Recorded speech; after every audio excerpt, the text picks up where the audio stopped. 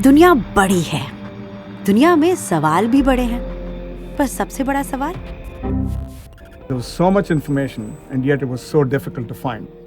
तो हम निकल पड़े जवाब की तलाश में और राह चलते मिले नए सवाल, जैसे ईमेल्स को रिप्लाई जल्दी कैसे करें,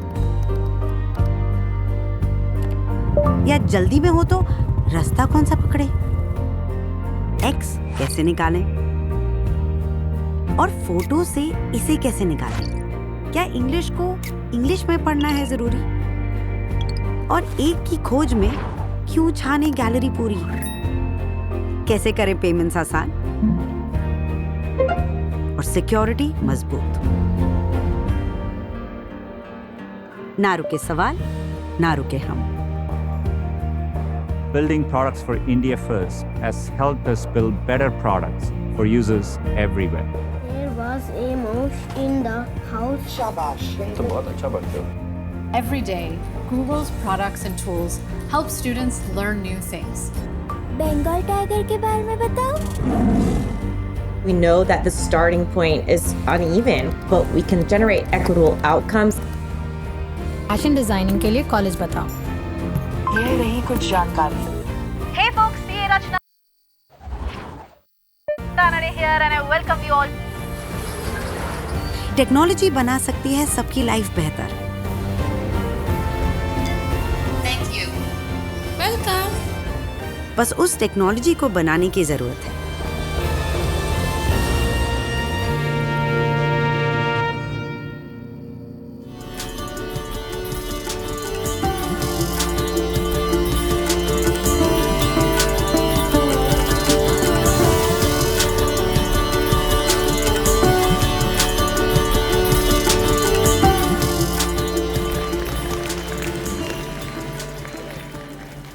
Good afternoon, everyone, and a very warm welcome to Google for India 2022.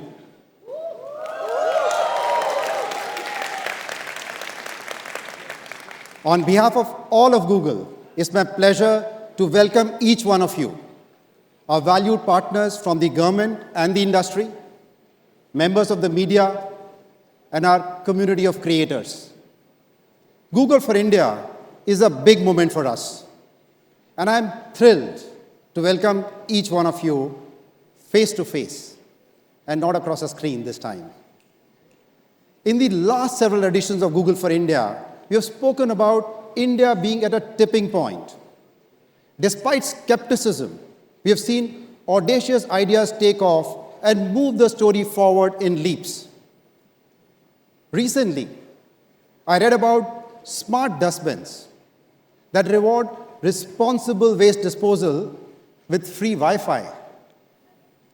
And last week, at a wedding, I watched in amazement as a guest paid the dholwala through a UPI QR code.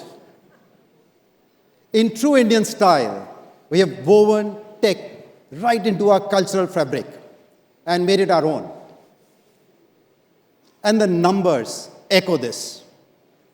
Today, India is one of the largest developers of mobile apps globally.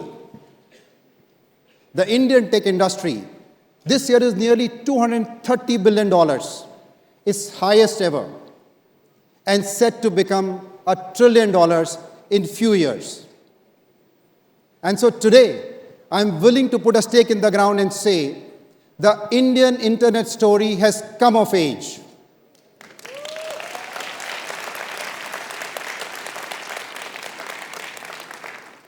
The possibilities of what technology can power have grown, from home delivery of a pencil to digital vaccination certificates. And along with this, the internet user base has grown to over 700 million. India has done a remarkable job of growing the access footprint. The combination of affordable smartphones, low-cost mobile data, and digitization of critical citizen services has laid a solid foundation for the digital economy. India is on a momentum that will bring nearly 1 billion Indians online by 2025. This is no small feat. That said, our work doesn't end in just providing access. New users access the internet through search, video, or social media to engage with their communities or connect with the world. The more engaged users participate in the digital economy via e-commerce, net banking, and digital payments. And the most engaged users of all harness the power of technology to drive personal progress through knowledge and upskilling, or using the internet for their health and well-being. However, as you can see, there is a consistent drop-off as we move from internet access to subsequent levels of deepening internet use. This drop-off at each step represents a huge missed opportunity, not just for people, but also for our economy as a whole. But why does this happen? Why is it that every new internet user does not get to move up the value chain seamlessly? This happens because even today, in 2022, the internet is not fully inclusive. It is text first, largely driven by English, and most worryingly, safer for some and less safe for others. So imagine a first-time user of internet. She speaks in her mother tongue and is wary about what could go wrong in this new and unfamiliar world. When she doesn't find helpful resources, as she takes the first steps, her digital journey stalls right there, despite her hunger to do more. This happens again and again at each level. So how do we make this journey equitable, inclusive, and safe for all users, and for not just some? How do we build ramps that can help every single user graduate up the digital value chain? The answer lies in the power of AI, artificial intelligence. With AI, text can convert to video in an instant. Translation from English to virtually all languages can be done at scale. AI can bring quantum leaps in online safety through advanced threat detection. Today, AI can predict yield quality from a single grain of wheat, forecast floods, scan genome data for disease prediction,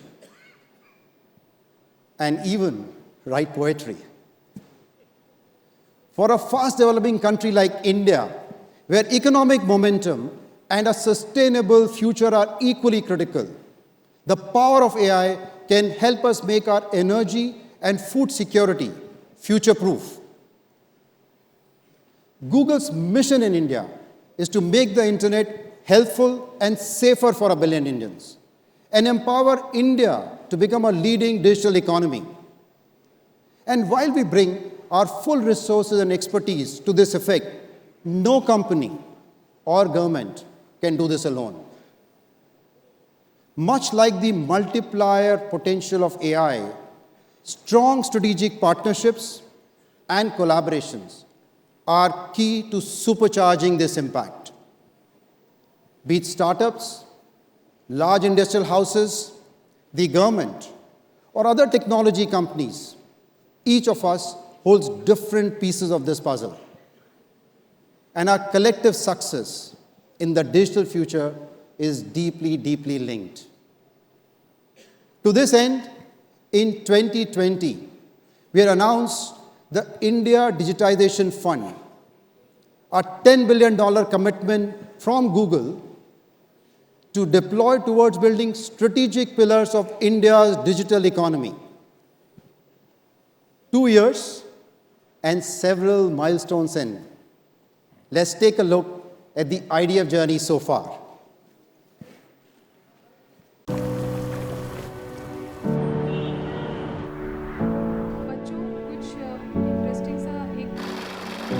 Bharat consumes a lot of content, and they consume content in local languages. The internet is so vast. How can we get those users to essentially see all the content? India still has nearly 300 million mobile users who are unable to escape from 2G services because even a basic 4G smartphone remains unaffordable.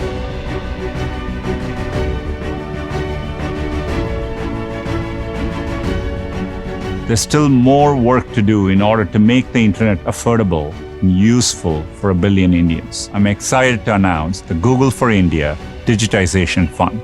Through this effort, we will invest 75,000 crore rupees into India over the next 5 to 7 years. Investments will focus on 4 areas. First, enabling affordable access and information to every Indian in their own language. Second, building new products and services that are deeply relevant to India's unique needs. Third, empowering businesses as they continue or embark on their digital transformation. Fourth, leveraging technology and AI for social good. Our goal is clear. We want to assist Indian companies of all sizes and solve India's most challenging problems using the power of technology. Airtel has ubiquitous connectivity. Google has cutting-edge digital offerings. The larger Indian consumer, they're used to talking to the salesperson, and that's how they make a purchase, which is very influence-led. Our intent was to somewhere replicate this through our platform. We started with a very simple idea to provide access to finance to the underserved last-mile businesses. Typically, a small business owner spends 4 to 5 hours a week managing tasks offline. We are helping entrepreneurs save that time to reinvest it back into their business growth. What we could have achieved in say few years if Google wouldn't have been as close to us is now getting achieved in few months, and that's perhaps one of those key pillars of our partnership. As we make these investments, our goal is to ensure India not only benefits from the next wave of innovation, but leads it.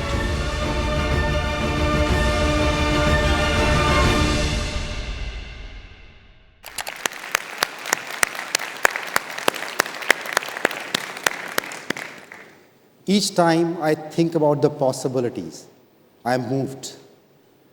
India inspires me, and India inspires all of us at Google.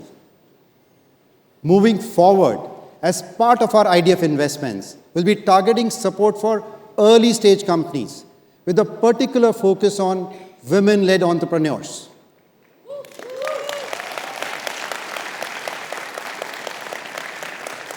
It is our abiding belief that an ecosystem cannot create universally helpful solutions until the companies building them are truly representative and diverse. Our effort through the IDF will be in the service of this mission. However, inclusion goes much beyond gender. For a long time, it has been a popular catchphrase to refer to the country in terms of two distinct identities: India and Bharat. But this has always bothered me. This implies that knowledge, opportunity, and growth can be limited by language or geography. Our mission as a country should not be to agglomerate around limited centers of opportunity, but to make opportunity limitless. Any Indian, born in any state or town, speaking any language, should have an equal shot at learning and broadening her horizons. The Honorable Prime Minister, in a recent address, said that along with Jawan and Kisan, our country's future resilience and prosperity equally depends on Vigyan and Anusandhan. By harnessing the power of AI, we can democratize opportunity. By building ramps through language, video, and safety that help every Indian make full use of technology to progress in life. To my mind, this is the seminal unlock that has the potential to make technology the single largest contributor to India's economy. Before I hand over to my colleagues, I want to close by saying that we at Google feel privileged to participate in this journey with India as it enters the age of AI. As we look ahead, we are committed to bringing the most powerful tools now at our disposal to make the Indian digital economy equally rewarding for businesses, citizens, and governments. And to sum up with a simple idea, technology बना सकती है सबकी life बेहतर, बस उस technology को बनाने की ज़रूरत है। नमस्कार, धन्यवाद। Let me now invite Manish to talk to us about what AI can do. Thank you. What is our mission? Basically, we want to organize the world's information and make it universally accessible and useful. On the one hand, it was a perfect description of what we were trying to accomplish in search. And yet, it was also so broad as to leave the door open for all of the many, many directions we wanted to go in the future. AI has been an important way we approach our mission, powering so many products people use every day. I don't think any of us possibly could have seen where this story was going to go. Imagine an AI system that could help predicting skin cancer or catch diabetic retinopathy. How can machine learning models better predict natural disasters to help save more lives? If we can reliably predict protein structures using AI, that could change the way we understand the natural world. What if people with special needs can communicate using their eyes, dramatically improving their lives? Or intervention and care are provided to expecting mothers just at the right time. It's not just coming up with a great technology-enabled solution that helps people, but helping people at scale. I still think this is only the tip of the iceberg. We're not even scratching the surface yet of what is possible. At Google, we believe that AI can provide new ways of approaching problems and meaningfully improve people's lives. And we're just getting started.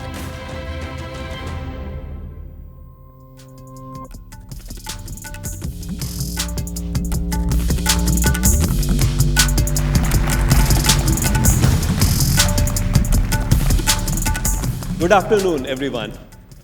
30 years ago, when I first started out as a computer scientist, the field itself, and especially concepts like AI, were new.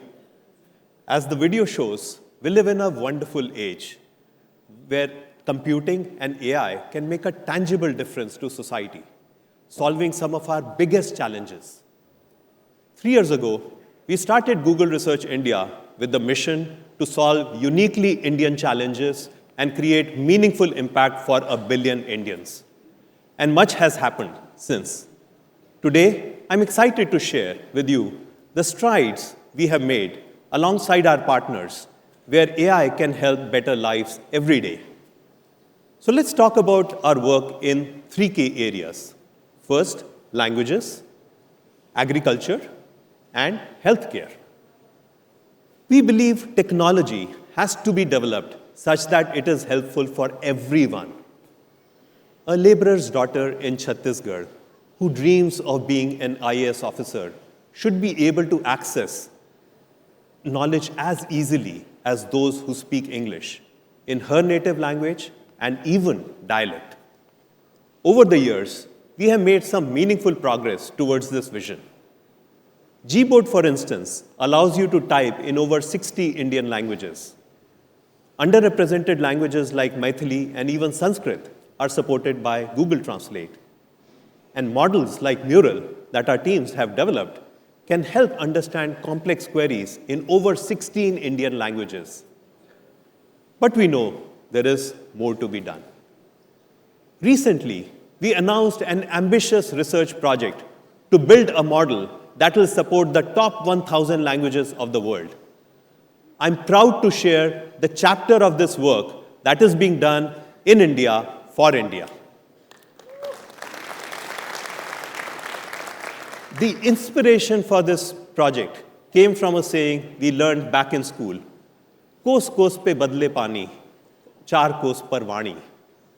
A nation of over 1.4 billion people, we speak over 1,500 languages, all in different dialects and accents. It is likely that we will all have a different version of the same simple sentence based on where we come from. I tried it out with a few folks and asked them to say, Pragati Maidan kaise jaye? Let's hear them.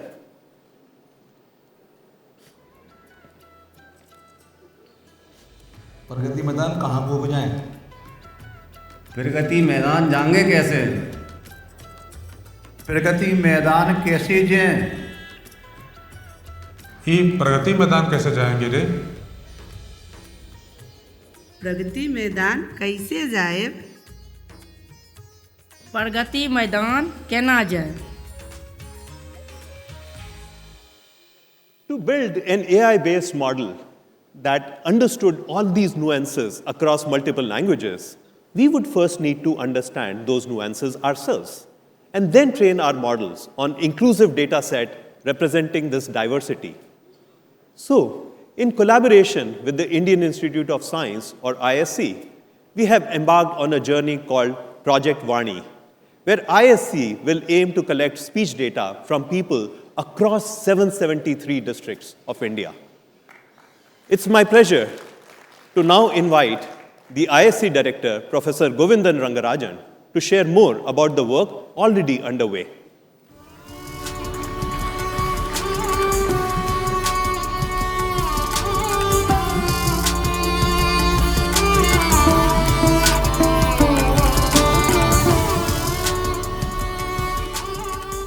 Good afternoon. We are pleased to collaborate with Google on Project Vani, an effort that is fundamental to creating inclusive AI technology that truly reflects India. Vani is a unique initiative, and the data produced by it will be one of its kind. The support from Google is crucial for meeting Vani's goal of scaling the project pan-India. ArtPark at IAC is a strategic execution partner in this journey. Over the past few months, we have already gathered data from nearly 69 of the 773 districts across India. In fact, it covers Indian states such as Chhattisgarh, Rajasthan, Karnataka, Uttar Pradesh, etc. So far, we have collected nearly 150 hours of data covering more than 30 languages from 841 different PIN codes in a gender and age-balanced manner. This also includes some of the endangered tribal languages such as Haibi. Vani data covers speakers coming from a wide range of education and socioeconomic backgrounds. We have already started open sourcing this data by our website, and we also hope to add it to Bhashini, India's national language translation mission. We are very excited and hopeful to see the helpful technology Vani enables. Thank you. I'll now hand it back to Manish.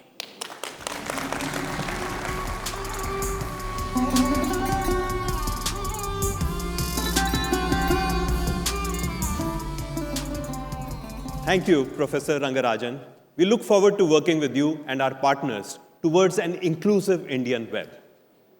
While Vani will allow us to learn about India's diversities, I'm happy to share we've already started work on the next big leap for Indian language models. We have an ambitious goal to build a single unified model to cover over 100 Indian languages for both speech and text. This will pave a more inclusive experience for many more Indian language speakers in the coming years.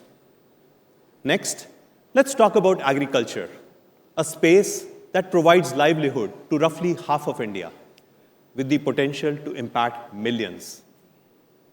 Multiple challenges exist. Take the case of money, a farmer who has applied for a loan against the rice she hopes to grow this year. Securing this loan requires a bank to send someone to verify her small land holding and ensure that she is growing rice. Then estimate how much will actually grow, considering factors like rain, soil, sunlight, and more. Now imagine a reality where the bank could easily access key information authorized by money about her farm. This would enable easier access to farmer credit, insurance, and more, unlocking tremendous opportunities. The first step to realizing this vision of digital agriculture is being able to identify where the farms are and what they grow. I'm thrilled to share that our teams are using our remote sensing technology and advanced AI capabilities to develop a model that can give a holistic overview of India's agricultural landscape. Please welcome my colleague Amandeep Kaur to share more.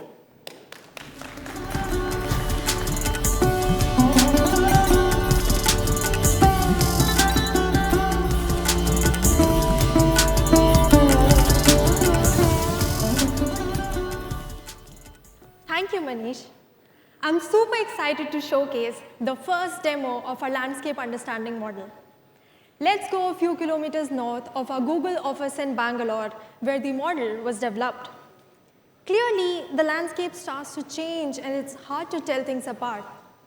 Our model processes this satellite image and can identify fields down to their shape. Not just fields, it can also identify natural and man-made water bodies. Here you see the ponds in this area. The system can also identify tree canopy for a complete landscape understanding of a region. In the months ahead, the model will also be able to detect specific events for each field, like when a crop was sown, harvested, and more. Eventually, this technology can be expanded to also classify the crops in each farm. We can't wait for Mani and millions more like her to benefit from Digital India. Telangana State has recently piloted this model. Let's hear from Ms. Rama Devi, Director of Emerging Technology for Telangana State, on how this model is now in use. Hello everyone. With the advent of the fourth industrial revolution, or Industry 4.0, way back in 2017, we set up a vertical in emerging technologies in Telangana and have since been focusing on areas like AI and cloud. One area where we can really unlock potential is agriculture. There are about 6 million farmers in Telangana and an estimated 100 million in the rest of the country. And we are implementing some very exciting projects in the state for them. At a foundational level, we are planning to set up a data exchange platform which will initially focus on agriculture. Think about it as comparable to UPI, a thin interface or a platform that serves as a transaction layer where different data providers, be it governments, startups, research institutes, and others that have relevant data to offer, can do so for others in the ecosystem to utilize in meaningful ways. The work done by the Google team will be a critical part of this. It will enable agriculture solutions at a field level that can benefit participants across the value chain. The potential is undoubtedly exciting. Thank you, Ms. Rama Devi. While we solve for the future, we realize the value of existing tools that can positively impact farmer outcomes today, which is why we are happy to announce a new $1 million grant to Wadhwani AI via google.org to support their deployment of AI-based solutions to improve agricultural outcomes. Now, let's look at an area we are deeply focusing on, healthcare.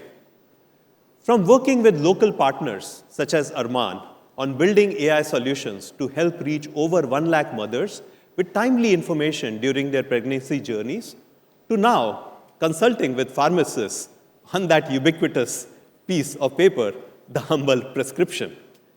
We all know too well, prescriptions are mostly handwritten, hard to read, and even harder to remember. Pharmacists seem like magicians to me. So we asked one of them to help us understand how prescriptions are decoded. Let's watch. Prescription जब मिलती है तो उसमें बहुत सारी चीज़ें लिखी होती हैं, मेडिकल हिस्ट्री, लैब्स के अनेक टेस्ट, अलग अलग रीडिंग्स। तो पहले आइडेंटिफाई करते हैं कि दवाई का नाम कहाँ लिखा है। दवाइयों को आइडेंटिफाई करने में नॉर्मली हम उसका सबसे पहला लेटर और लास्ट लेटर को देखते हैं। अक्सर डॉक्टर अपनी डायग्नोज भी लिखते हैं, फिर जो कॉमन वाली दवाइयाँ हैं उनका नाम तो हम पहचान ही लेते हैं, जैसे कि एंटीबायोटिक के साथ नॉर्मली एंटासिड भी लिख दिया जाता है। एक्चुअली एक्सपीरियंस के साथ साथ डॉक्टरों का भी लिखने का स्टाइल समझ आ जाता है कि यह जो सी आप देख रहे हैं ये एक्चुअली एल है, यानी कि लोनाज़ेप। तो ऐसे ही हम अपने एक्सपीरियंस की गारंटी देते हैं कि आपको गलत प्रिस्क्रिप्शन कभी नहीं मिलेगी। Wow. Thanks, Sanjay ji.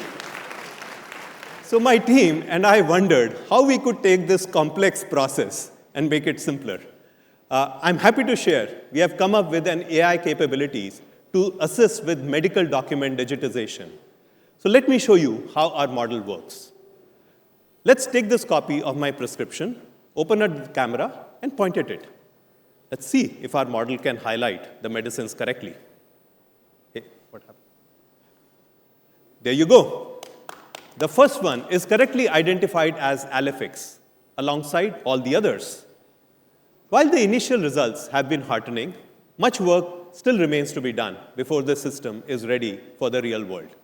To tell you more about the work we do in the space of healthcare and AI, please welcome Bikram Bedi.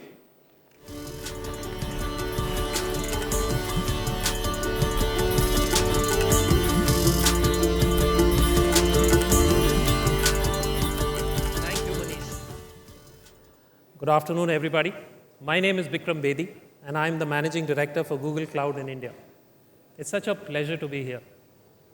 At Google Cloud, we are working with organizations to help them accelerate their digital transformations to solve for real-world business challenges.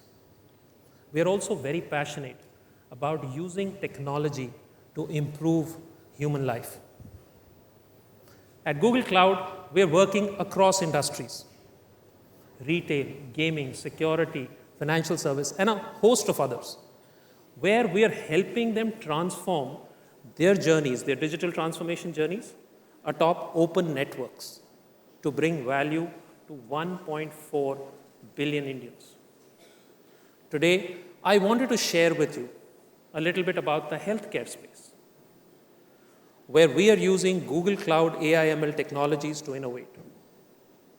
Now, if you look at the healthcare space, technology adoption has been happening.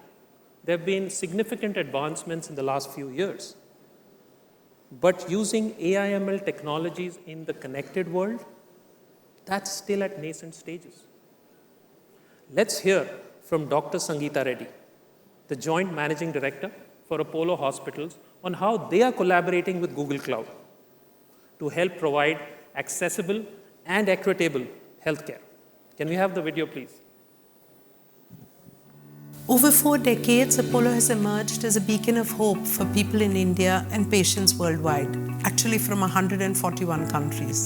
We ushered in a concept of clinical excellence and also birthed the private healthcare sector in the country, which now serves more than 60% of India's medical needs. Let me share with you one of our most exciting ventures, Apollo 24/7. It brings the entire Apollo within the reach of every customer on their mobile phone. We all believe that care is shifting from the hospital to the clinic, from the clinic to the home, and from the home to a 24/7 ubiquitous access to care enabled by your mobile phone, and all these will enable a better ecosystem of care. We're happy we're partnering with Google, looking at AI and ML models, finding ways to understand conversational medicine. And this is where so many of the technologies of Google come in, so that an individual can just speak, talk to their healthcare partner.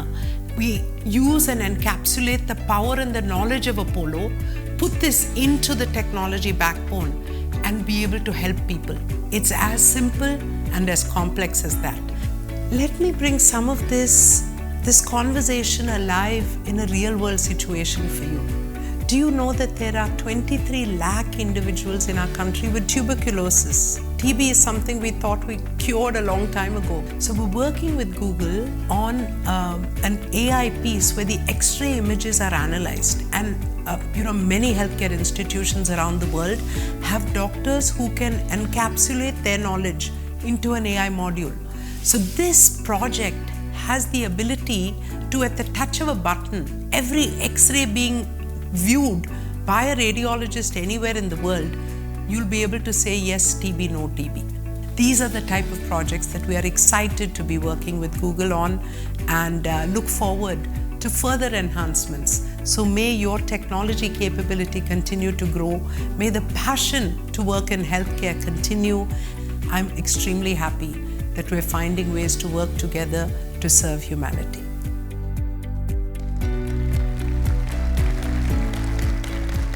Thank you, Dr. Reddy. Along with Apollo, we are building a clinical intelligence platform that helps doctors not just solve for common disorders, but also rare diseases using the Google Cloud AI/ML technologies. The Google Cloud data platform is managing the data of 14 million patients to understand them better and then to serve them better.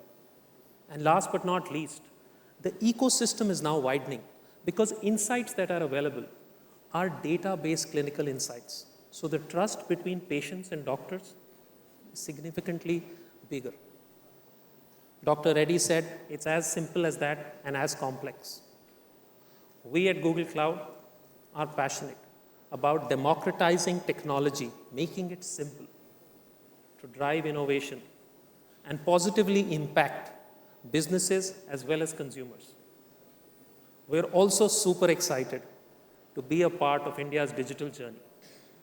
Let's solve for tomorrow, today. Thank you. Back to you, Manish.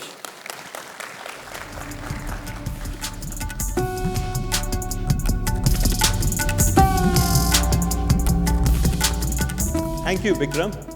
We've seen how AI can have a transformative impact, but key to all of this is a responsible approach.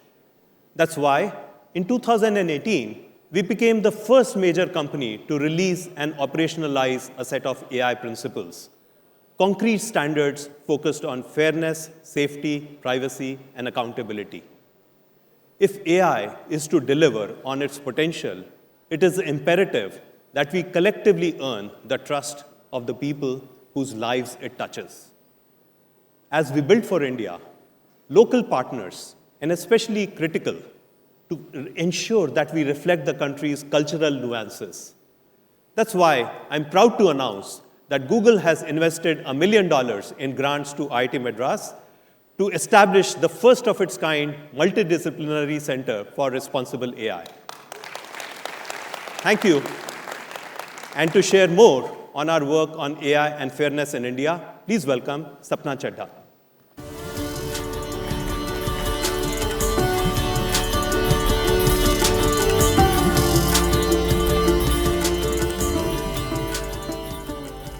Thanks, Manish. For me, what really stands out is the commitment we make in all of our work towards inclusion.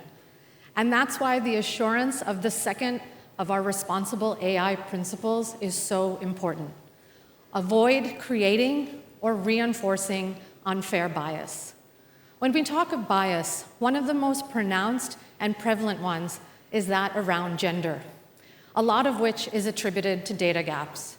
In fact, most of recorded history is one big data gap with women missing. And this also plays out on the internet. In India, women's use of the internet lags men's by as much as over 30%. With a mission to organize the world's information and make it universally accessible and useful, we have a responsibility for technology to be equitable and inclusive for women. Over the last decade, we at Google in India have invested in ensuring that the gender gap in the digital world gets fixed. And we're proud to say that we made an ambitious commitment towards this and making sure that we could make a difference in having a real important initiative to bridge the online gender divide in rural India.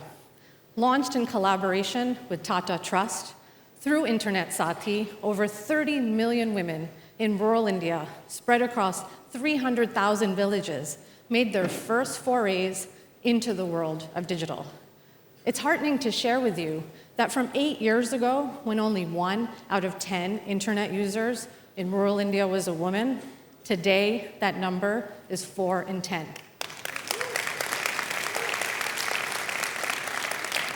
But access is just the beginning, so we didn't just stop there. And we've been constantly looking at areas where women's representation is lagging behind. This past year, we announced the inaugural cohort of the Google for Startups Accelerator for Indian women founders. Earlier today, Sanjay mentioned how we will be targeting support for early-stage companies with a particular focus on women-led startups as a part of the India Digitization Fund. Our support to women through Women Tech Makers, which encourages girls and women to consider careers in technology, is making progress, and DigiPivot, which specifically supports women returning to work. The list goes on. Google.org has provided more than $6 million in grants in India focused on initiatives for women and girls to promote entrepreneurship, digital skilling, and online safety. And even through our products and our communications, we have consistently looked at challenging the biases that exist in society and have worked hard to build features that can help women get ahead in life. As India's digital journey becomes powered by AI, it's even more crucial that we consciously invest in efforts that ensure that real-life societal biases don't manifest in technology. As we all know, every society and every culture has its own specific set of biases. And in order to mitigate these, the key is context, which is why I'm very proud to announce Project Bindi, an effort to evaluate and mitigate fairness issues in publicly available natural language processing models.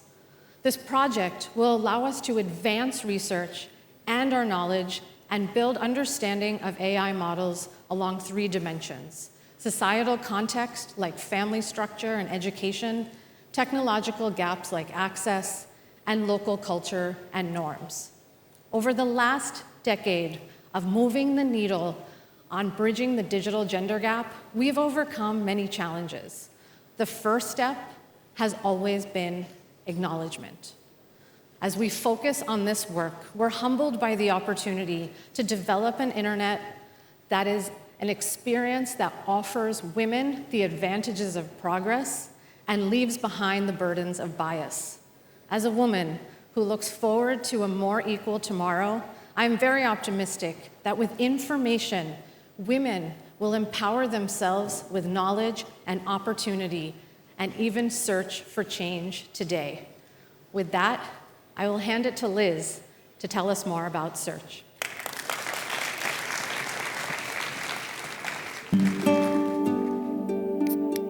जब इतना खोजने के बाद हमें आजादी मिली, तो आजादी ने हमसे पूछा, अब क्या खोजोगे? और हमने कहा, हमें खोज है एक ऐसे कल की जिसे हम खुद लिखें, जिसमें सपनों की कोई सीमा ना हो और कोई कदम धीमा ना हो। एक ऐसा कल जो हरा हो, सफेद हो, जिसमें हम दुनिया को जाने। ऊपर से भारत कैसा दिखता है आपको? सारे जहां से अच्छा। और दुनिया हमें। Oscar winner Bhanu Athaiya for Gandhi. हमें खोज है एक ऐसे कल की जहां मिले नई उड़ानें, नई उम्मीदें, नए फसाने, जहां कदमों से मिले कदम, जहां हर घड़ी हर पल रफ्तार पकड़े हम, सुनहरा उज्जवल ऐसा एक कल। आइडियाज पर इन्वेस्टमेंट का दौर है, स्टार्टअप्स को सपोर्ट करने का दौर है।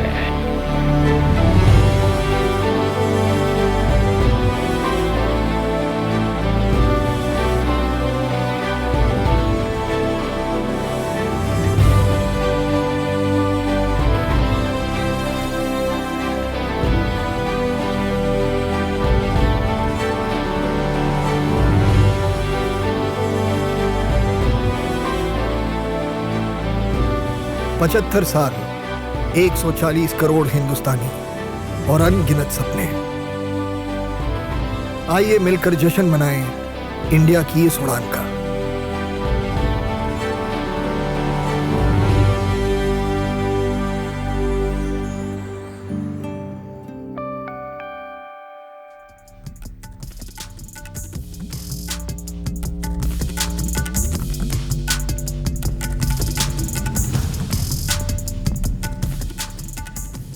Hello, everyone.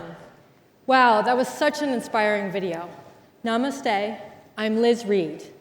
I lead many of our teams who are reimagining what it means to search. And I'm absolutely thrilled to be back in India after 5 years.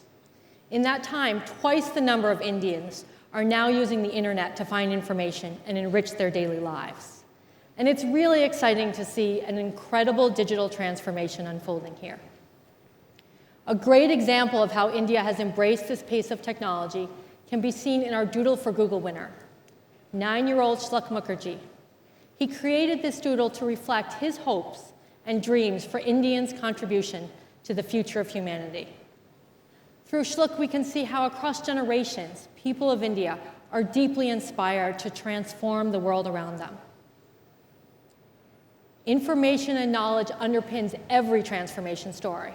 And that's why, with our work on search, we always come back to Google's timeless mission: to organize the world's information and make it universally accessible and useful. Especially in countries like India, which is so full of potential and opportunities, we really take this mission deeply to heart.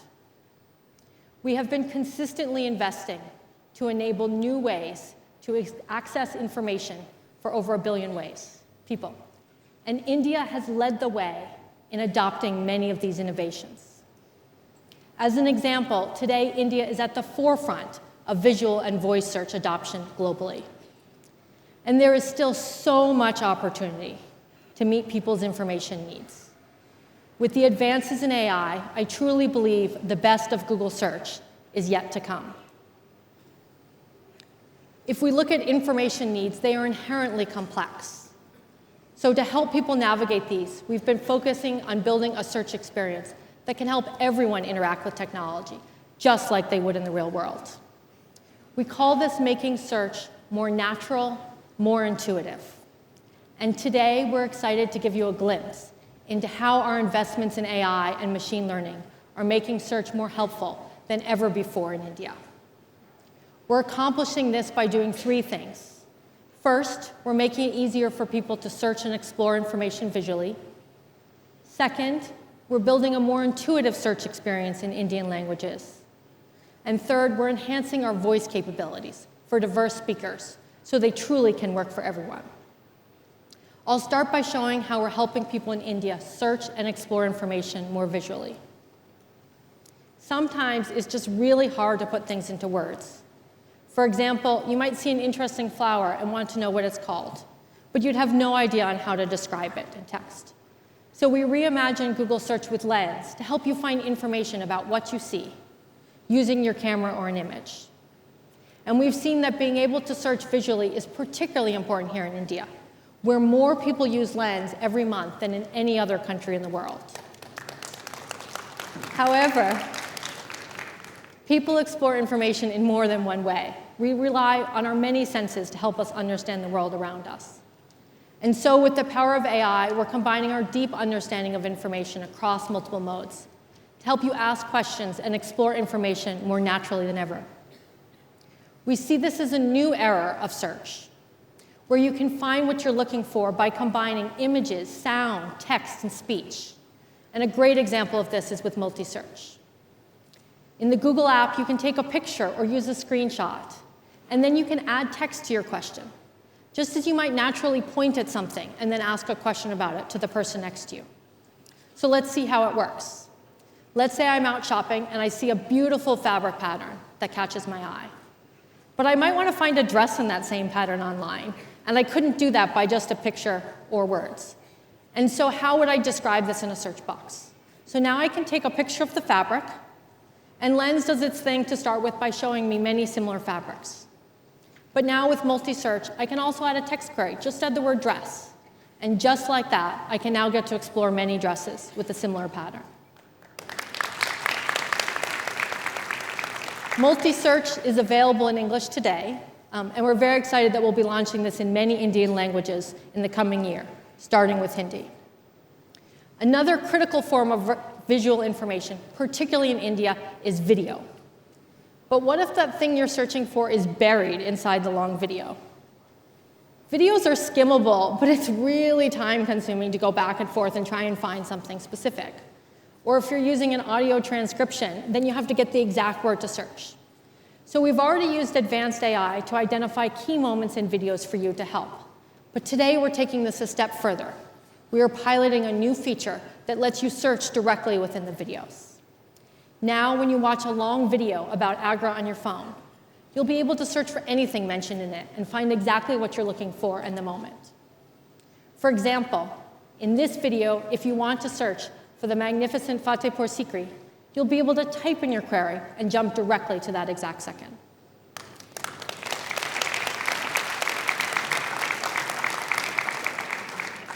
These are just some of the ways we're helping people search anywhere and anyway. And I'd now like to invite Punish Ford to talk about how we're building a more natural and intuitive search experience to solve for India's dynamic language needs. Thank you.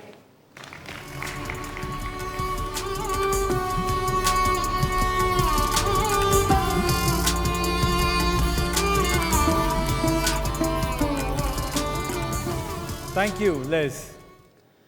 Being a Fauji kid and growing up in Air Force stations all over India, I've personally got to interact with people of different languages and different backgrounds. India is one of the most linguistically diverse countries, and bilkul meri tarah, I'm sure many of you speak more than one language. Language needs in India are becoming more dynamic and fluid, with increasing multilingual and mixed language usage across the country. And we are seeing this in people's search experience too. For instance, many people in India often type queries in English, but prefer to see results in their own language. In fact, majority of Google users in India consume more than one language. So we're leveraging our advanced machine learning-based translation models and a cross-language search technology to introduce an India-first innovation, making search result pages bilingual for people who prefer it that way. So let's say a Hindi language speaker wants to understand more about investing in SIPs. Before this launch, they would either get the results only in English, or they would have to type their query in Hindi, which might be hard to type, or they would change their language setting to Hindi. Now, we'll proactively serve high-quality search results in the local language alongside English results within the one box, top stories, and people also ask sections. We've already started rolling this out in Hindi, and we'll be expanding this to other Indian languages, including Tamil, Telugu, Marathi, and Bengali in the coming year.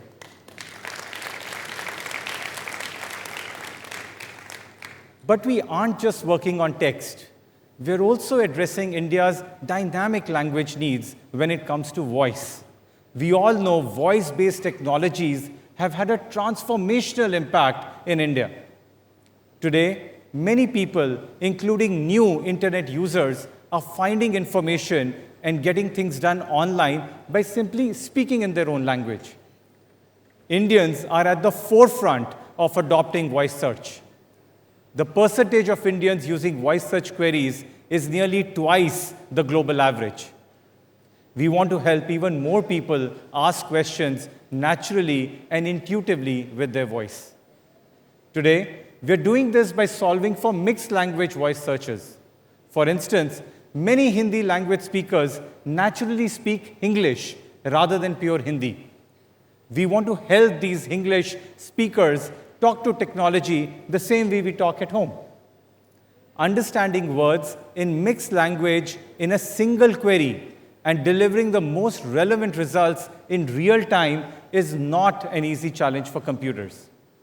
I'm excited to share that voice search can now better understand people who speak in English. We're doing this by combining the power of several statistical models into a large, neural network-inspired, end-to-end speech recognition model that takes into account the individual's accents, surrounding sounds, context, and speaking styles. For instance, if someone asked, "Sparrow ko kya bolte hain Hindi mein?" Earlier, search result would show you results on, "Is Paris ko kya bolte hain Hindi mein?" But now, we'll be able to better understand and show you the responses in the language that you prefer.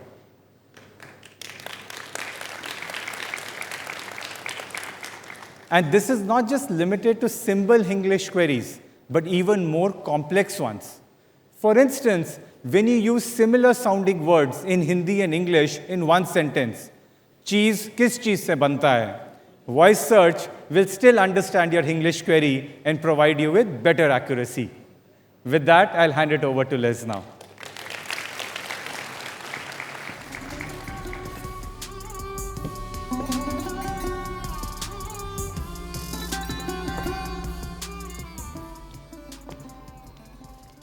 Thank you, Punish.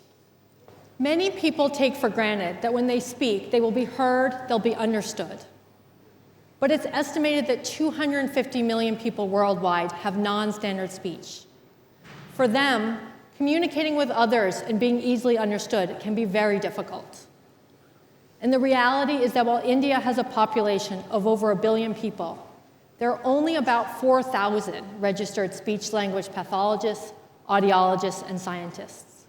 That's a huge opportunity for speech technology to help.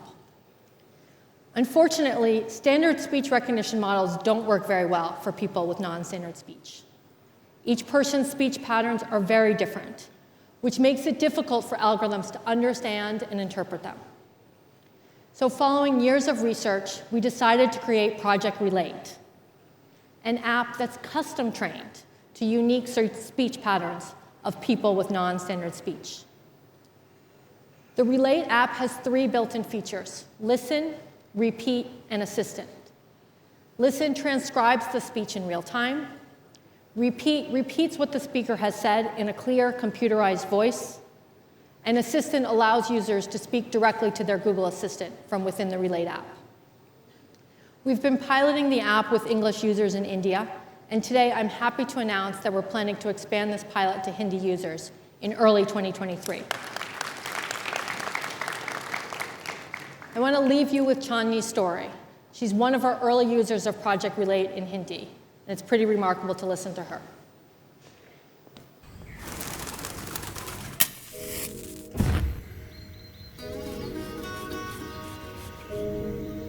मेरी बात समझना आसान नहीं है और कोई ना कोई ऐसा दिलाता है।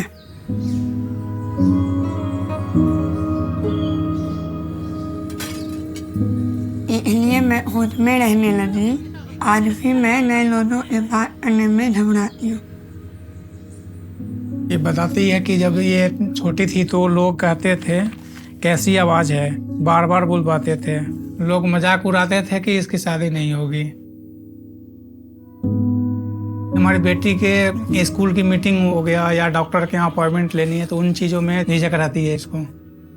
मैं ये झिझक छोड़ना आ रही हूँ जो पुरानी लाइफ में, पढ़ाई में और भी ज़्यादा मदद कर पाऊँ। और इसी टाइम रिलेट ऐप ट्राई करने इसने शुरू किया है। अब ये ऐप इसे हमारी तरह समझती है और इसके साथ चांदनी अपनी बात नए लोगों को भी समझा सकती है।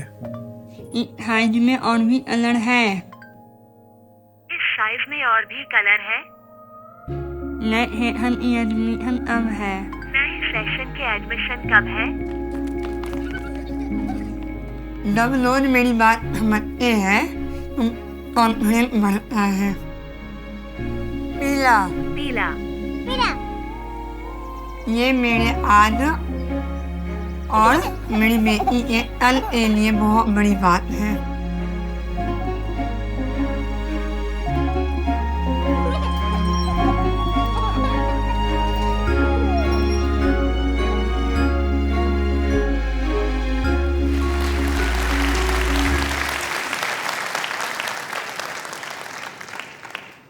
Inspiring stories such as Chandni's really motivate us to innovate with AI so we can truly help everyone.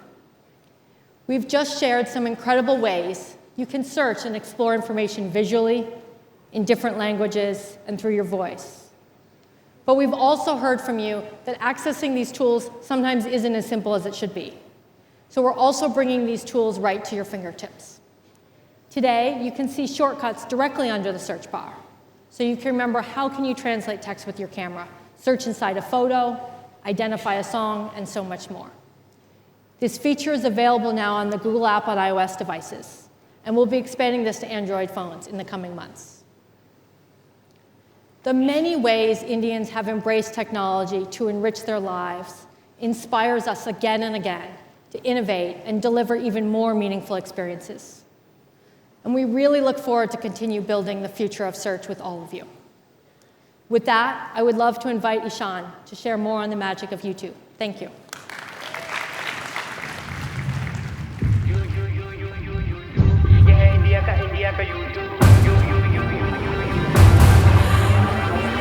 सबको खिलाया जाए लाखों में ये एक है भूख मिटाया जाए बंदा ये नेक है जिंदगी में ला रहा है बच्चों के धूप धूप शेयर मार्केट की बुल्लाई देखो पैसे कमाने के फंडे तो सीखो घर घर सिक्कों की बारिश हो रही है खूब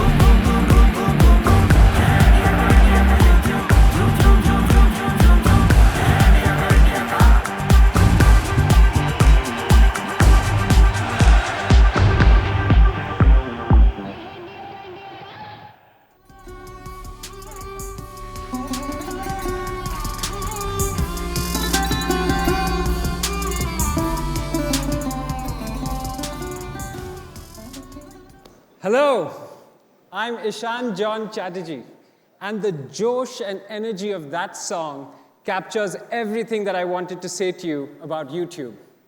It's a place where technology meets creativity to make a million dreams come true. Now, when I was growing up in Hyderabad in the 1990s, there were only a handful of professions that people aspired to or pursued.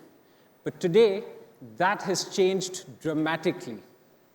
Technology, and video in particular, has democratized information and has opened doors to new ways for anyone to make a living, no matter their background, literacy, or language levels.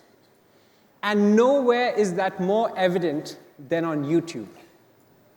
By helping Indians to learn, to earn, and to build sustainable businesses, we want to champion socioeconomic progress across all parts of the country.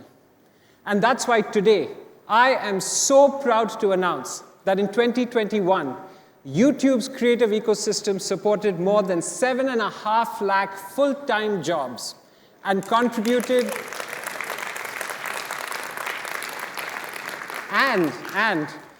contributed 10,000 crores to India's GDP, as reported by Oxford Economics, one of the world's leading economic advisory firms.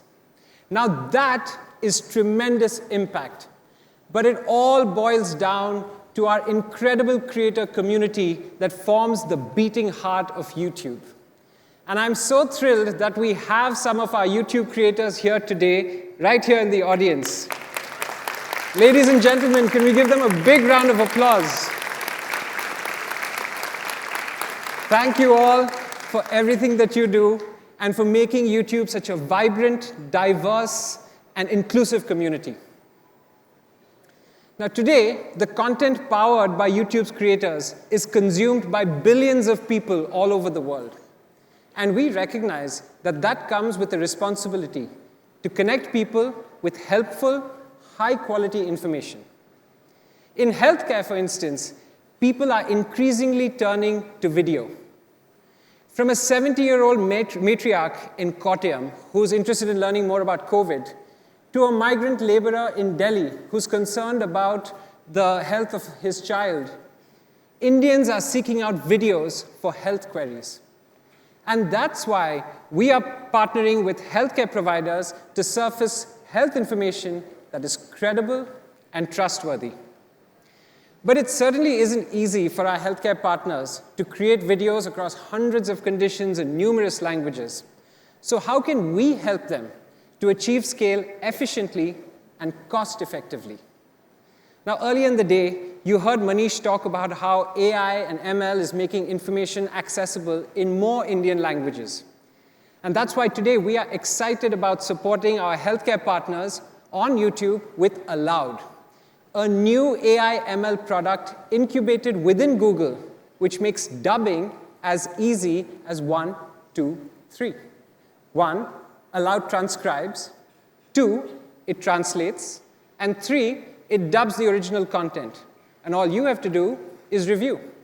And that's all it takes to create multilingual content in very little time at no additional cost.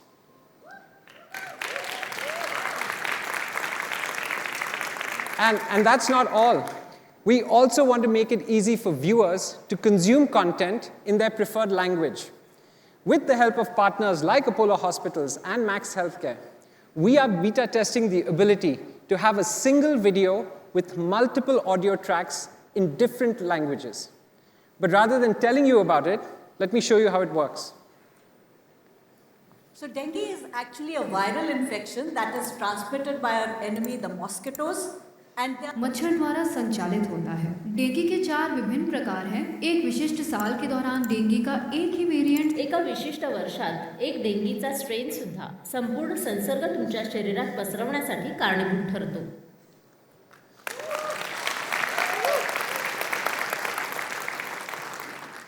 With the help of these tech solutions, healthcare providers can be equipped to take quality information to more people. Moreover, we're incredibly excited about how these features can help democratize other types of information as well. And one area that I'm especially excited about is learning, a top priority for YouTube. As the world's largest platform for education and skilling content, YouTube already helps Indians learn all kinds of things, from algebra to Zumba to everything in between. But to talk more about what we can do together to create rich learning experiences on YouTube, please welcome on stage a leading educator and a YouTube creator, Roshni Mukherjee from LearnerHub.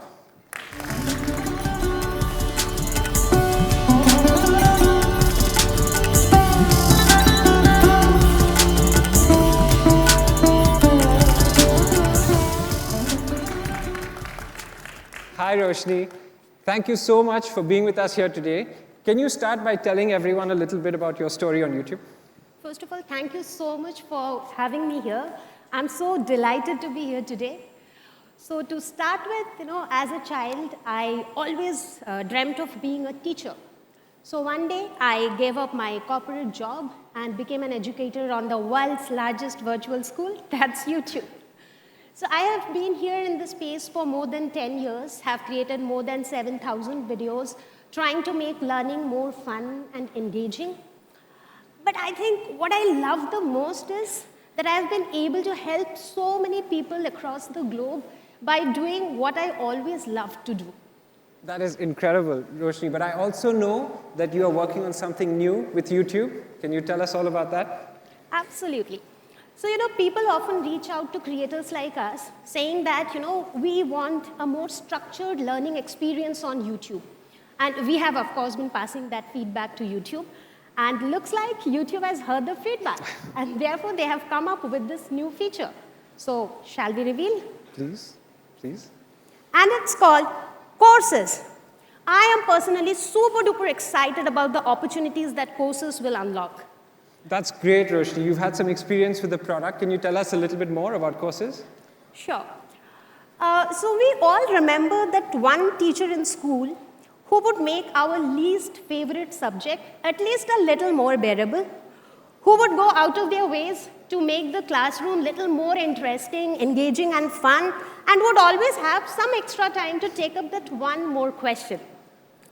Now, what if I tell you that every time you come on YouTube to learn, you get a very similar experience, where difficult concepts get simplified, structured, organized, and explained to you one step at a time, where reading materials are available at every step to enhance your learning, where, of course, you can learn in the language of your choice. And all these learning experiences are not just limited to studies or academic content and goes beyond to your vocational interests and hobbies. That's what courses can do. Wonderful, Roshni.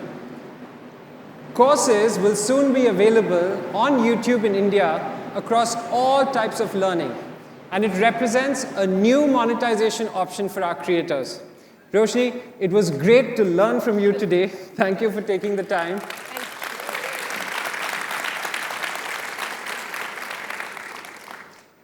From creating economic impact to democratizing health and learning information, we are committed to empowering those who are creating for India and building India's future. And as we build for that future, we are also determined to uphold the safety and security of all our users. So to tell you more about our efforts in this space, let me hand it over to my colleague, Royal Hansen.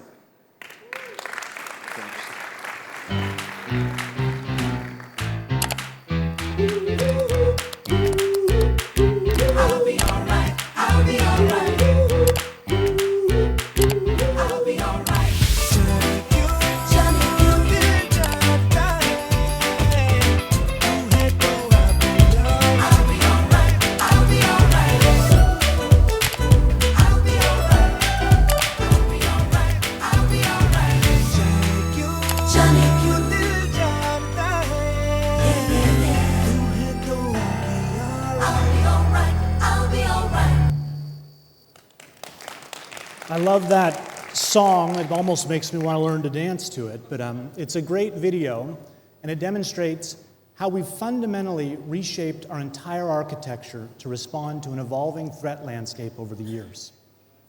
This timeline on the screen demonstrates just how much we've evolved over the past 20 plus years to keep you safe. Today, we're continuing to innovate to protect you, so every day you're safer with Google. Our responsibility in keeping users and the internet safe starts with security. I'm Royal Hansen, and I lead the privacy, safety, and security engineering team for Google.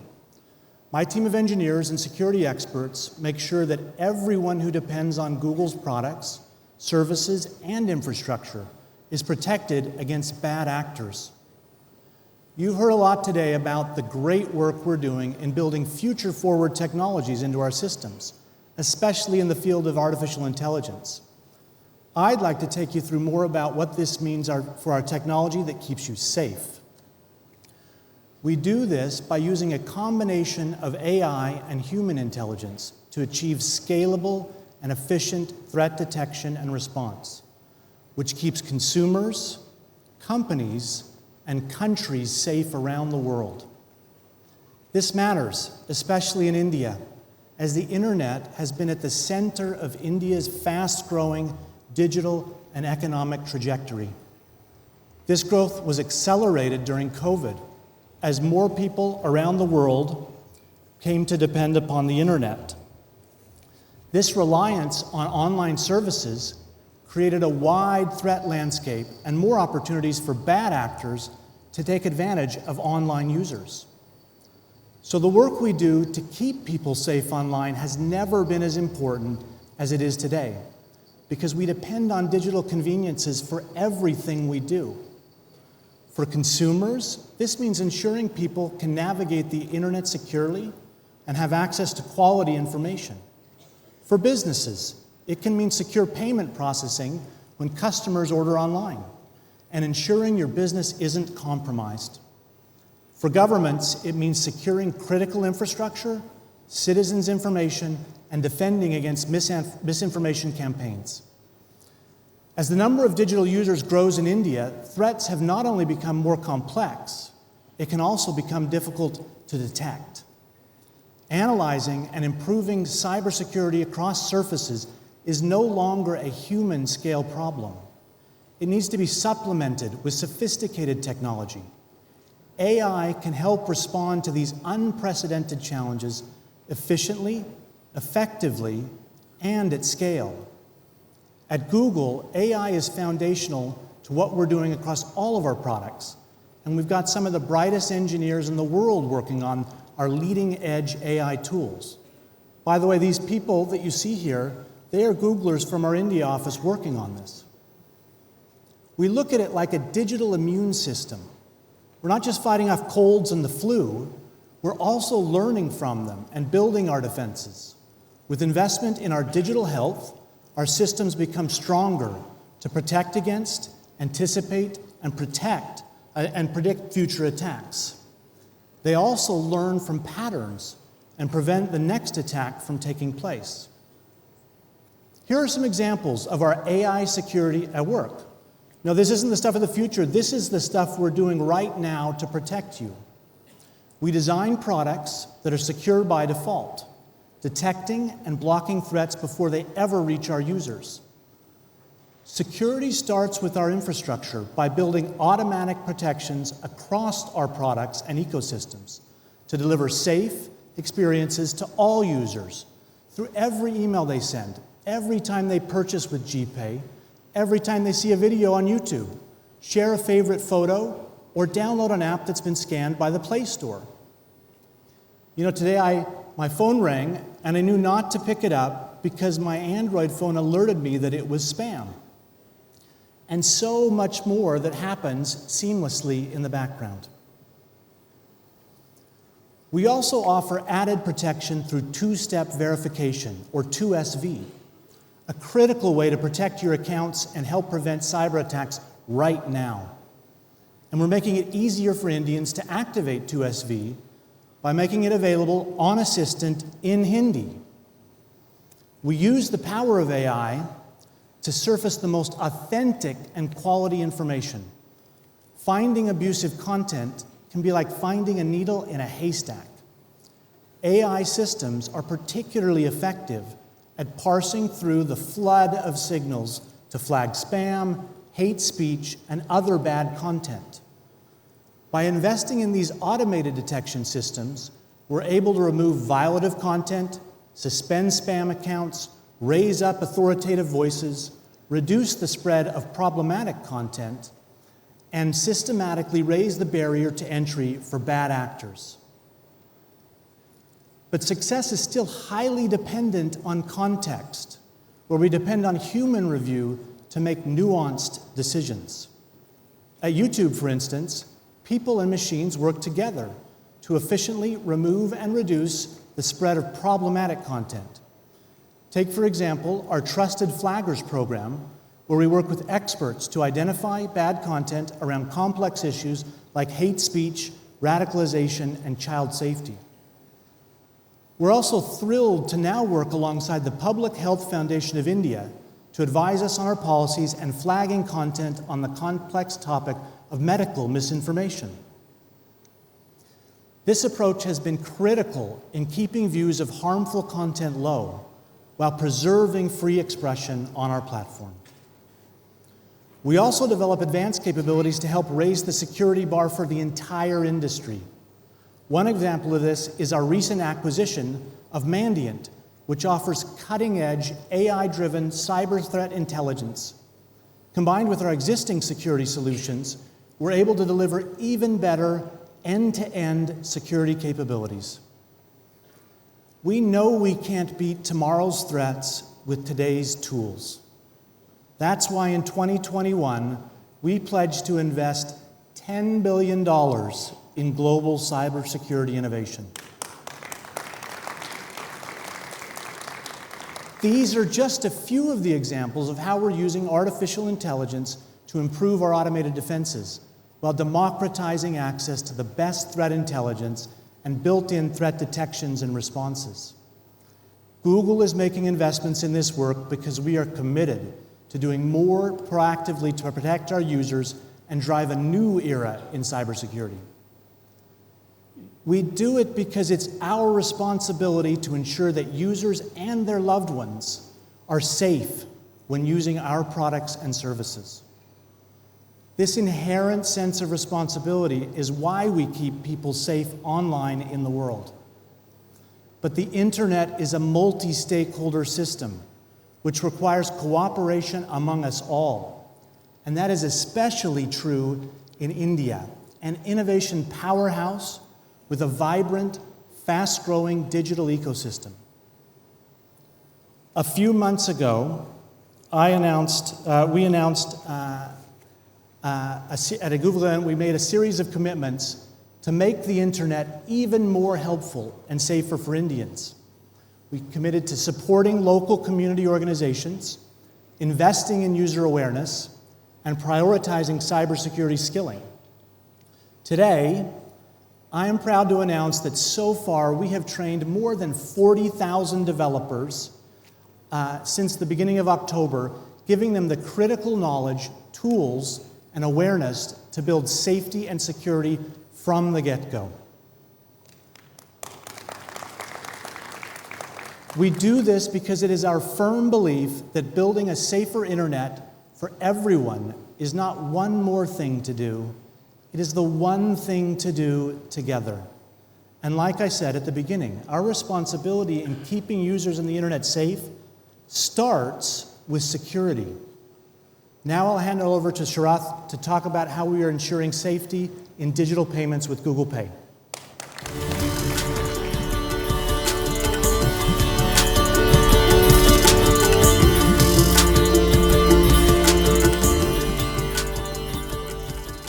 Thanks, Royal. And a very warm welcome to all of you joining us at Google for India 2022. This year, Google Pay completes 5 years in India, and it's been a wonderful journey. With UPI, digital payments overnight became accessible for millions of novice users who were otherwise daunted by the task of transacting online. Novice users expect digital payments to feel as intuitive and natural as the cash in their pocket, and that's been an exciting challenge for us. Digital payments need to be a facility that makes life simpler, not a skill to be mastered. For this to happen, it's important that users feel safe while transacting and in control of their spends, which is why new features like Google Pay's transaction search are important. It allows users to voice their queries in natural language. For example, I could say, grocery spends last week, and Google Pay automatically understands the different parts of my query as time periods, categories, and merchants, and presents the relevant results in a simple, intuitive way. No setting filters or choosing dates, just a simple, natural experience. This simplicity helps users feel confident about digital payments. But more importantly, confidence in digital payments requires users to feel safe while transacting. As we know, sometimes when we handle money on the phone, it can feel prone to human error. Our challenge was, how do we ensure that users stay safe while transacting online? To understand this better, let me call on my colleague Shweta, one of the engineers building Google Pay.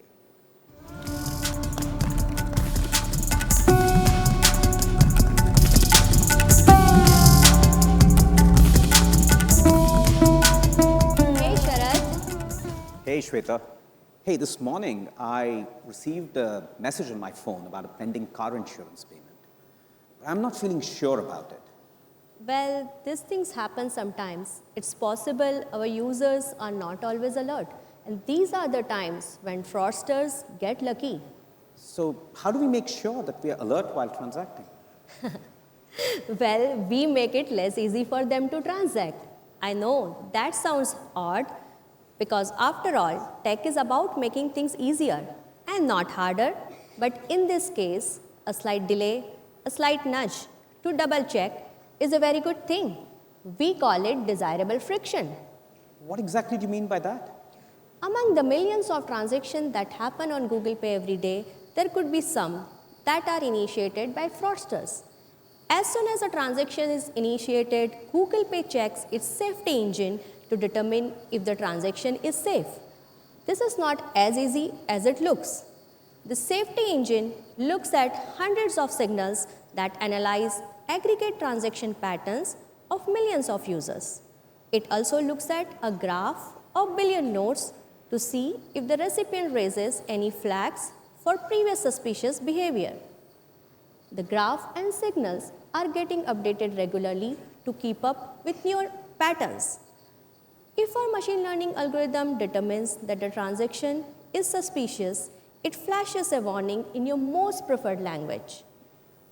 And all that in just milliseconds.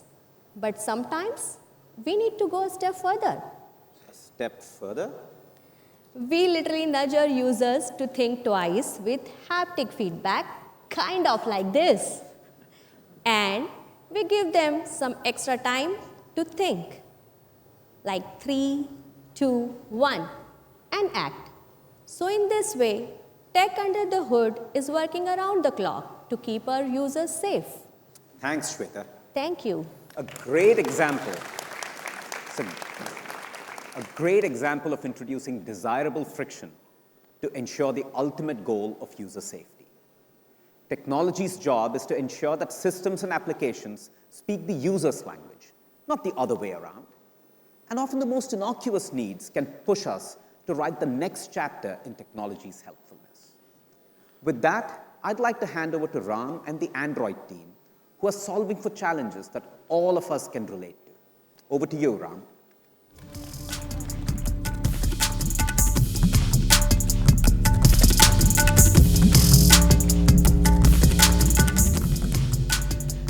Thank you, Shweta and Sharad. I love how AI is being used to deliver safer experiences. Hi, I'm Ram, and I lead the Android engineering team. My team has a clear focus to make the internet safer and helpful for 1 billion Indians. Let's talk about documents. We now use our smartphones to store documents, including government IDs. Over time, these start to accumulate on our devices. I'm sure all of you can relate to that problem. Yeah, I see some head nodding. By the way, so does my mom. Let's take a quick peek at her device. Wow, that's 1, 2, 3 copies of her PAN card in 3 different locations. I think we can agree it's messy. So, Mom, I hope you're watching this live because my team was convinced we could solve this challenge. So I'm happy to announce an advanced AI solution to identify and recognize these important documents on your phone. Let's see this in action. The model simply scans your phone and finds the most important documents. By the way, it also recognizes government-issued documents like Aadhaar and PAN and arranges them into neatly labeled folders. And if you're like me, if you're the one that takes care of your family's documents, we got you covered. Safety was a big part of the design process for this feature. Only you can access these documents, and all of our machine learning models run on the device, so no one, nor Google, nor third-party apps can view these files. And of course, they're all behind a screen lock. But we didn't stop here. We thought, wouldn't it be really great if people also had access to their verified government documents? So we reached out to the DigiLocker team. And to tell you more about our collaboration with the National E-Governance Division, I'd like to invite Shri Abhishek Singh.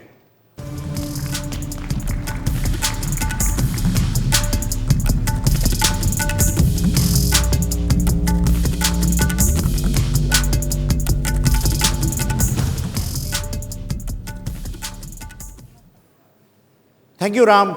We appreciate this partnership between National E-Governance Division at the Ministry of Electronics and IT and Google.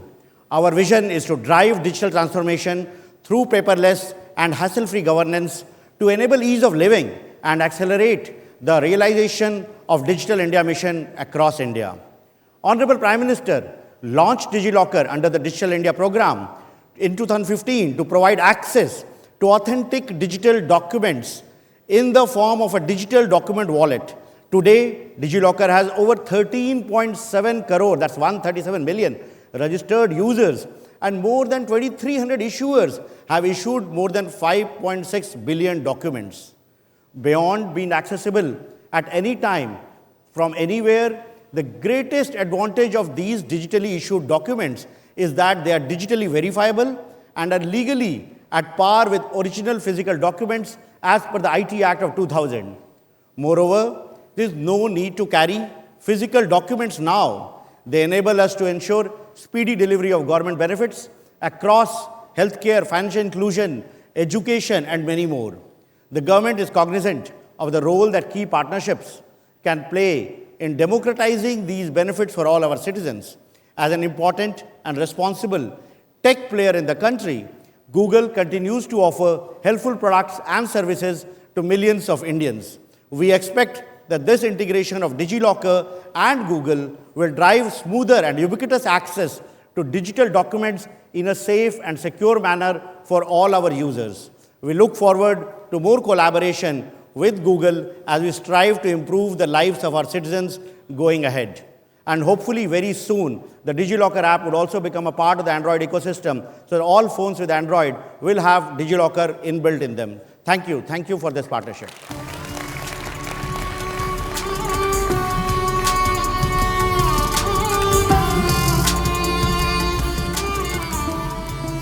Really exciting. Thank you, Shri Abhishek Singh, for the partnership and collaboration. We look forward to rolling out these benefits soon, including the DigiLocker integration with the Files by Google app on your Android smartphones. We're so excited, and my entire Android team is committed to launching many more India-first experiences. With that, up next, we have a very special segment lined up for you. Let me welcome Shraddha Sharma from Your Story to share more.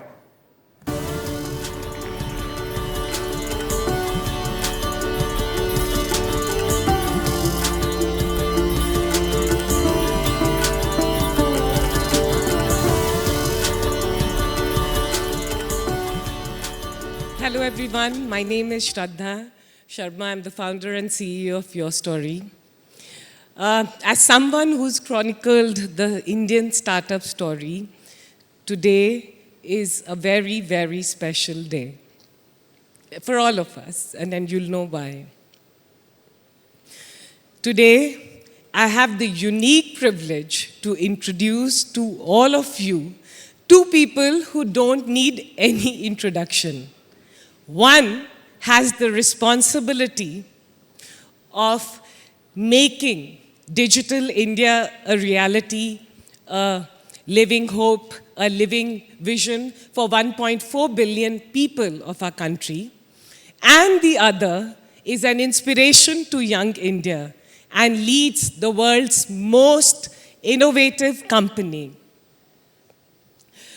Without much further ado, may I welcome on stage the Honorable Minister of Railways, Communication, Electronics and Information and Technology, Shri Ashwini Vaishnav, and Shri Sundar Pichai, CEO of Google and Alphabet. Let's give them a big round of applause.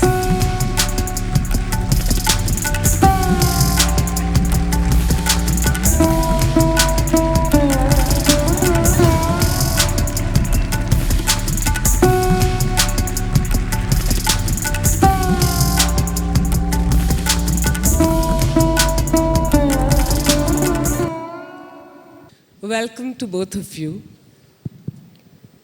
I'd like to begin by taking both of you down the memory lane, and to start by asking if you could recollect one memorable experience from your days in IIT. Me first? Yes, sir. Well, at IIT Kanpur, we had a very good computer lab, but the time that was given for programming to every student was always very, very limited. So I used to buy time from others. I'll solve others' problems and take their time. That was real fun. I think I was about to say a story about how I used to have 2 rasagollas every day, but now that he spoke about computers, you're right. The access to computing at that time, I think, was very difficult. But it's amazing how the world has changed. But for me, fond memories of friends, and I met my wife there, so that's what I remember most about IIT. That is the most memorable. You've created memory there. Yeah. In the last few years, the vision of a digital India has truly taken center stage. And all of us today, all of us in this room, are witness to it, a participant to it. Looking forward, Sir, Honorable Minister, I want to ask you, what would be some of the priorities, what would be some of the focus area for the government? And particularly today, if I may ask, looking at the digital world we all are living in, what are some of the, how are you focusing on cybersecurity? quite a few priorities. See, over last 8 years, the vision of Digital India has really taken us to a level where we have a very successful, absolutely scalable India stack. And that India stack helped us manage something as big as the pandemic, using the CoWIN platform, which used all the horizontal constructs of the India stack. We were able to deliver vaccines to 1 billion plus people, actually 2.2 billion vaccine doses. Scheduling for that scale with all the logistics challenges that we had, right? And giving the certificate instantaneously. It was a massive work, and that was only possible because of the technology stack. Having the payment system that we have today, the UPI payment system, phenomenally successful. As we speak, it is almost like India's 55% of India's GDP transactions are today happening on the UPI, the payment platform that we have, right?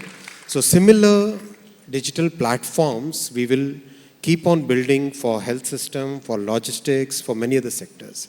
That's one part. Second part, we'll be taking the startup ecosystem to tier 2 cities, tier 3 cities. We see so much talent coming out of smaller cities and towns, so we would try to channelize that. Third, we will be focusing on so India has been ranked as #1 talent concentration geography for AI, right? So very recently in the Network Readiness Index, India was ranked as #1 on the talent concentration for AI. So we would like to channelize that through very stable, a very good, very comprehensive legal and regulatory ecosystem. Thank you, sir.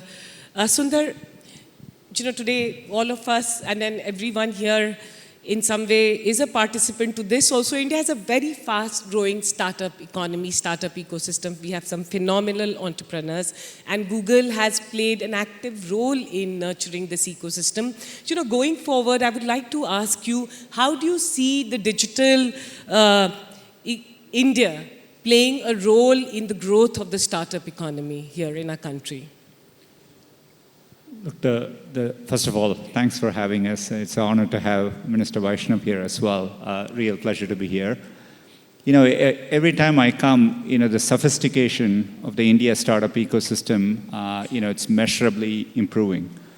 Part of what we have done with the India Digitization Fund is increasingly focusing on our investments towards startups from India, like Glance. To me, the opportunity India has, part of, if you look at the US as a market, the reason startups are successful is when they build something, they have an access to a 300 million plus market. And it's easy to build something which scales across the entire country. This hasn't always been true in places like Europe, because you have to scale across 26 markets, and it's tough for a startup to get that scale. I think that's the opportunity India has. How do you make sure a startup can easily scale across the entirety of an Indian market? So I think those are all ways by which policies can help, and we can play a role as well. But there is no better time to do a startup than the current moment, even though we are working through a macroeconomic moment like this. Companies like Google were created in moments of a downturn. So I think, I'm very bullish about it over time. Sundar, I have to say this as a woman entrepreneur, that it's very, very encouraging that you're saying that, the fund will also focus on women-led businesses. And I just saw some of you clapping, but zordar dil se tali ho sakti hai, because it is a very, very significant moment for our country, for women. And we need more women entrepreneurs. Honorable Minister, as we look forward, we are seeing AI emerge as one of the, an important emphasis for the government and area and priority. Honorable Prime Minister talked about it, and we've seen a lot of focus there. What are some of the areas in AI that you're keen to nurture through the government? So AI is going to play a very big role in India's tech story going forward. there are multiple number of fields, multiple number of areas in which AI is going to make a significant difference. Agriculture is one such field. The diversity of languages that we have, how do we bridge the gap between people who speak one language and the other, that's going to be second. Then making credit accessible to the people at the bottom of the pyramid. That's going to be a major task ahead in which we will be using AI. And that's going to ride on the success that we have already had in terms of the payment system, the identity system, and a very rapid adoption of technology across different sections of the society and across all geographies. So we are going to use all these things, and once we have our data protection bill and the telecom bill and the Digital India bill in place, then it creates a robust framework in which we can use some of the data sets which are available, public data sets, and then use them and harness the power of technology to provide better solutions, better services. And our focus is always, see, the rich people can always take care of themselves, right? Our focus is always on the middle class and the poorer sections of the society. As government, we are very keen to make sure that every section of the society, marginalized sections of the society, they are able to get the benefits of technology the way some of us who are better endowed, similar level of technology benefits they should also be able to get. So we'll be focusing on AI, multiple sectors as well as different sections of the society. Thank you. Yeah. Sundar, you have once said that AI, and I'll read this, is one of the most profound technologies we are working on, as important or more than fire and electricity. And today we saw and we heard about the interesting applications of AI that has been used. If you were to choose which area of AI's impact excites you the most? It's I think it'll touch every sector over time, and so, but for us, core to our mission, people come to Google to find information. So where I get most excited is how we can use AI in that service of that mission. One of our key parts of our mission is to make Google universally accessible and useful. We are increasingly use AI to scale up the number of languages we can offer. We recently added 9 new Indian languages, Assamese, Bhojpuri, Konkani, etc. Now we are working on one powerful AI model which can bring information across 1,000 languages. So all that we can use to make sure it's available to more people. But over time, I think the biggest change is, as humans, we look at the world around us, we listen to what's happening, you see with your eyes, and then that's how you consume information. So being able to bring all that, we call this multimodal, and bring that view when you ask a question to Google, and then get that rich answer back, is what I think AI will end up playing a role. Whether you're showing an image or you look at something and say, tell me about this. We want to bring all that as experiences to our users. And I think AI will end up playing a powerful role, and I'm very excited about it. Minister, all of us are very proud of India Stack, and especially all of us in the tech ecosystem. We have something to say because India Stack leads the world story when it comes to the use of technology for public good. I want to ask you, what role do you envisage the private sector playing in delivering the India Stack to other emerging economies to help them unlock the economic potential of it, especially when it comes to digital public infrastructure in terms of payments and health? So the interest on India Stack is there throughout the world. So it's a very unique way of looking at developing technology and taking it to the society, right? Multiple number of small constructs which put together can create a great solution. We believe that in this entire development of India Stack, the role of private sector is very, very important, because the government is providing the platform. On top of this platform, any startup, any private sector entity, big, large, small, medium, any size, they can join it and they can create their own solutions which meet their requirements. So for example, the payment is a very good solution, a very good example. The payment system, from a very small startup payment guy to a big established bank like a State Bank of India, right? They're all on the same platform which government has provided. So our thought process is that we provide the platform and the private sector starts using that platform to build new solutions. So I think not only in the emerging economies, but also in well-developed, very advanced economies also, people are showing a lot of interest in it. We have MOUs on payment system itself with about 30 odd countries by now. And private sector will play a very big role in, let's say somebody wants to have similar identity system in, let's say France, a digital identity system, right?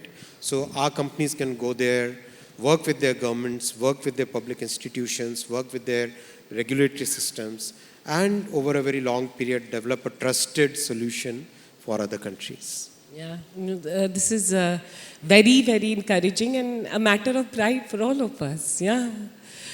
Sundar, I have to ask you this. We grew up in an India where we were very happy about importing from the world. But increasingly, we are living in an India which is exporting to the world. And we are really, genuinely very proud of Made in India tag. I want to ask you, how do you look at this trend and how do you see this continuing and furthering? Look, it's an incredible opportunity. The minister spoke about the depth and the breadth of talent available in the country. In our experience, we see that playing out in Google.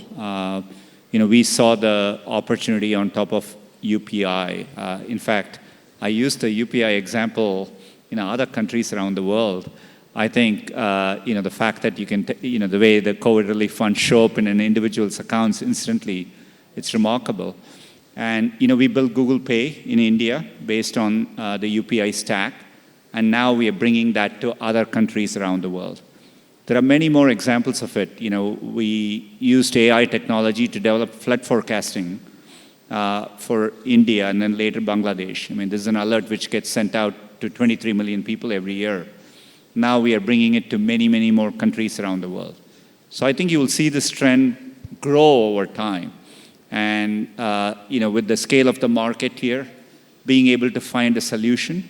And in many cases in India, you can leapfrog and get to the next solution faster. So I think it'll be a big incentive for us to do it here and then take it to other countries, which sometimes are slower to go through these phases. So I see this trend as something which will be increasing over time.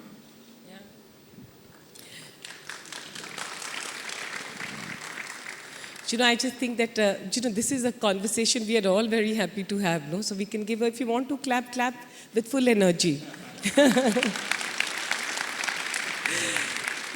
Minister, in a fast digitizing economy like us, having robust regulations and frameworks becomes very important for secure, safe, and also transparent use of internet. What are some of the areas that are important for you? How do you see this emerging in the future? Listen, in my view, humanity has created institutions and structures throughout its whatever number of 1,000 years it has existed. And with each change in technology, each big quantum jump that happens in the way we live, new challenges come up, right? And we have to find out ways and means by which we create a very balanced way of absorbing technology, because technology brings many new opportunities with it. It also brings many new challenges with it. And in today's world where information is ubiquitous, in India the cost of data is so low and adoption of technology is so rapid. In this kind of scenario, how do we create a legal and regulatory structure which is in tune with times, which matches India's needs, which is built around our realities? So that's the way we are working, and Prime Minister has given us a very a clear target of creating a comprehensive legal regulatory framework. So we are creating 3 horizontals. First is the telecom bill, which is for the carrier. Second is the digital protection bill, which is focused around enforcing citizens' privacy rights. And third is the Digital India bill, which is going to look at practically everything else which is required to be seen. These are the 3 horizontals, on top of which will be multiple small sectoral focused modular regulations. So it's a very comprehensive outlook.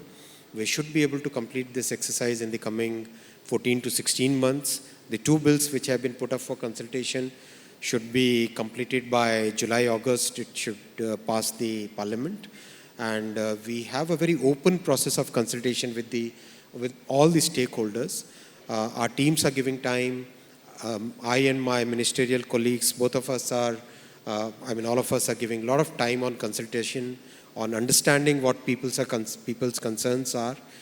So net, the solution which is emerging is really good. And most people who have interacted so far with us have shown that, have kind of expressed that this kind of template is needed in many other economies which are rapidly getting digitized. Thank you. Sundar, looking at the global landscape, what's Google's view on India's tech regulations? Look, I think, if you look at the scale at which tech is working, and it's so touching the lives of, people around the world, to me it makes sense that, tech needs responsible regulation. I think it's important for countries to think about how to best safeguard its citizens, be it privacy, be it security. And so I think it's an important phase. And so we are engaging constructively. I think India has a leadership role to play here. Again, given the scale and the technology leadership it will have.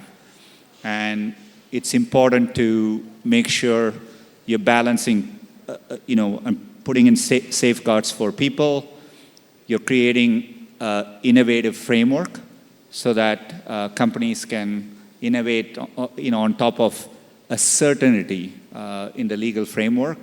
So I think it's an important moment in time. But through it all, hopefully India can also be a voice for, India will also be a big export economy, will benefit from a open and connected internet. And I think getting that balance right, I think will be important. Yeah, absolutely.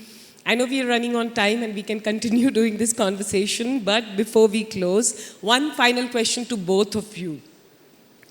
The tech sector is growing at a phenomenal pace in our country, and I'm again going to say we are very proud participant, witness, and in some ways all of us builders of it. If you had to, both of you had to give advice to the next generation which is entering this space, the tech space, what would you say?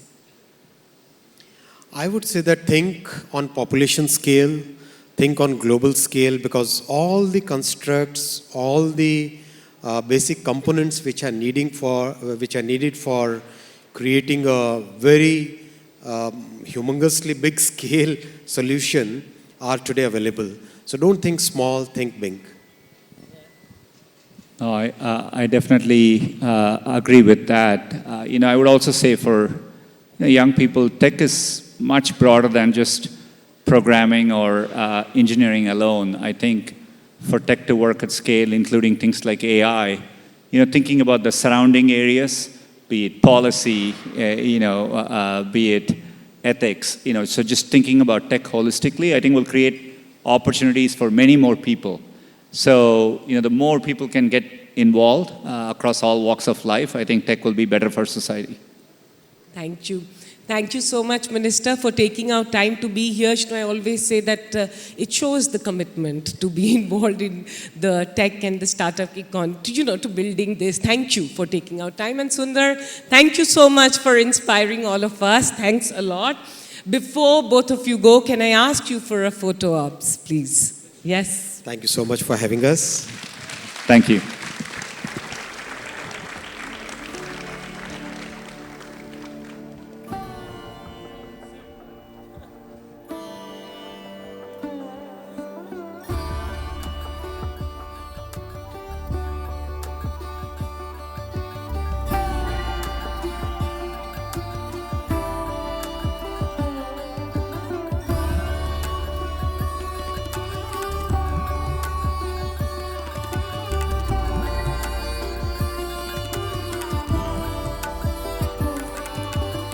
May I request Sanjay Gupta to please come on stage?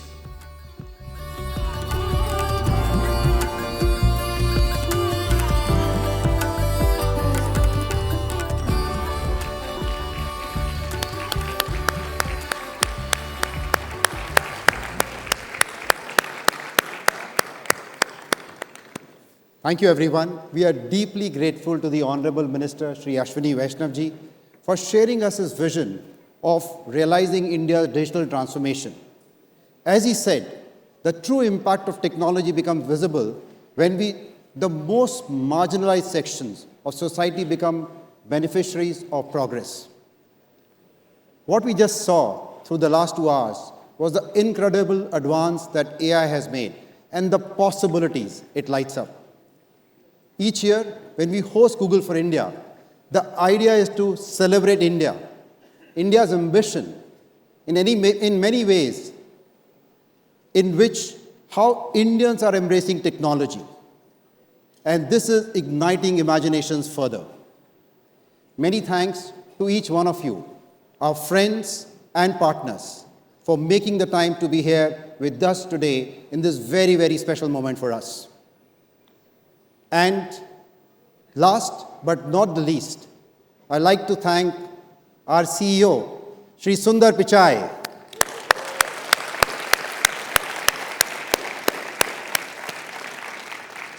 and our family of Googlers here, whose presence amongst us today is a token of our firm commitment to partnering with India in its journey. Thank you.